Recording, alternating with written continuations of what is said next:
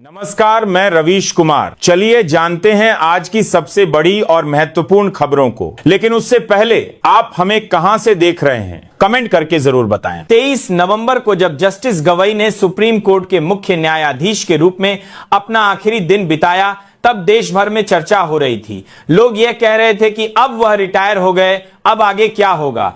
लेकिन दोस्तों, कोई भी इस बात पर ध्यान नहीं दे रहा था कि जस्टिस गवई ने रिटायरमेंट की कुर्सी पर बैठने से केवल 2 दिन पहले कैसा ऐतिहासिक हथौड़ा चलाया था। ऐसा हथौड़ा जिसकी गूंज से सत्ता के गलियारों में कंपन तो आज भी महसूस किया जा रहा है। वही ऐतिहासिक फैसला जिसमें सुप्रीम कोर्ट ने स्पष्ट शब्दों में कह दिया, हमारे फैसलों को कोई उलट नहीं सकता, यहां तक कि संसद भी नहीं। और यह बात सिर्फ कहने के लिए नहीं थी, यह संविधान की उस मूल भावना की पुण्य पुष्टि थी जिसे बचाने के लिए न जाने कितने जजों ने अपनी पूरी जिंदगी लगा दी। दोस्तों, बात बहुत साफ है। इस देश में सत्ता जब अपनी सीमा लांघती है तो संविधान उसकी असली औकात दिखाता है, और संविधान की यह आवाज सुप्रीम कोर्ट की आवाज होती है। मोदी सरकार संसद में बहुमत के नशे में इतराती हो, लेकिन सुप्रीम कोर्ट ने साफ कर दिया कि संविधान किसी एक पार्टी की जागीर नहीं है। यह सत्ता की मर्जी के हिसाब से ढलने वाली मिट्टी नहीं है, यह जनता का विश्वास है, ये संस्थाओं की आत्मा है। और इस पूरी घटना के केंद्र में खड़े थे जस्टिस B.R.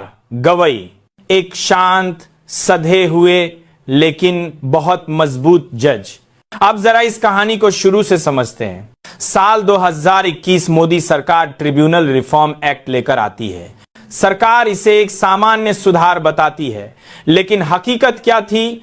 हकीकत यह थी कि यह अधिनियम भारत की अर्ध न्यायिक संस्थाओं को ऐसे ढांचे में बांध देता था जहां कार्यपालिका यानी सरकार सीधा नियंत्रण चाहती थी। ट्रिब्यूनल यानी वे संस्थाएं जहां बड़े बड़े आर्थिक मामलों से लेकर पर्यावरण, कंपनियों, टैक्स और कई संवेदनशील मुद्दों की सुनवाई होती है। इन ट्रिब्यूनलों में जजों जैसी शक्तियां रखने वाले सदस्य होते हैं और उनका काम न्यायिक दायरे में आता है। अब सोचिए, यदि किसी सरकार को इन ट्रिब्यूनलों पर सीधा नियंत्रण मिल जाए तो फिर क्या बचेगा? निष्पक्षता, पारदर्शिता, न्यायपालिका की स्वतंत्रता, संविधान के मूल ढांचे का क्या होगा?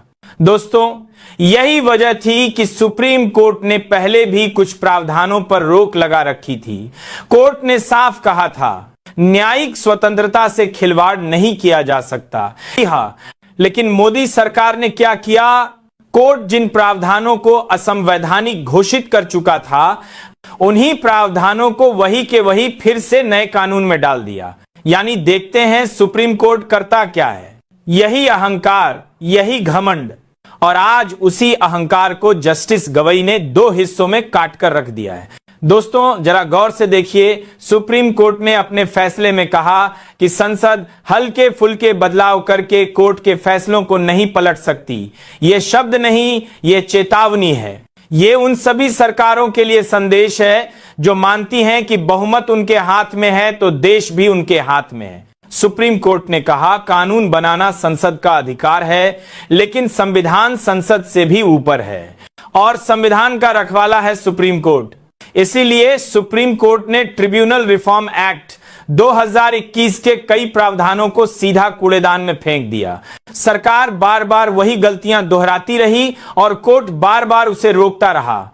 लेकिन इससे बड़ी बात यह है कि यह फैसला केवल कानूनी नहीं था, यह फैसला एक संदेश था कि न्यायपालिका अभी भी जिंदा है, कि अभी भी ऐसे जज मौजूद हैं जो सत्ता के सामने झुकते नहीं, खड़े रहते हैं, कि अभी भी लोकतंत्र की रीढ़ मजबूत है।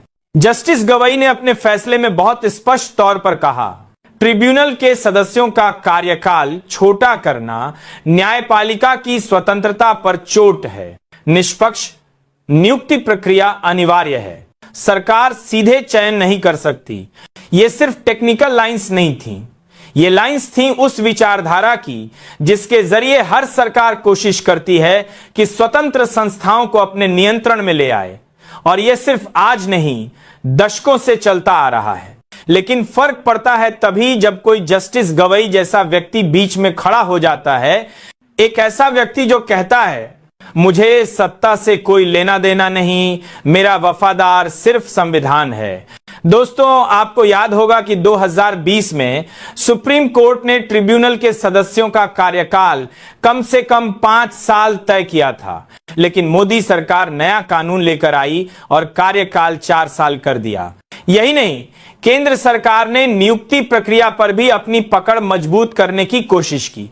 सवाल यह है, क्यों? सरकार इतनी जल्दी में क्यों थी? ऐसे कौन से फायदे थे जो सरकार को ट्रिब्यूनलों से मिलने वाले थे? दोस्तों, जवाब बहुत सरल है, नियंत्रण। जब सरकार फैसले खुद तय कर सके, जब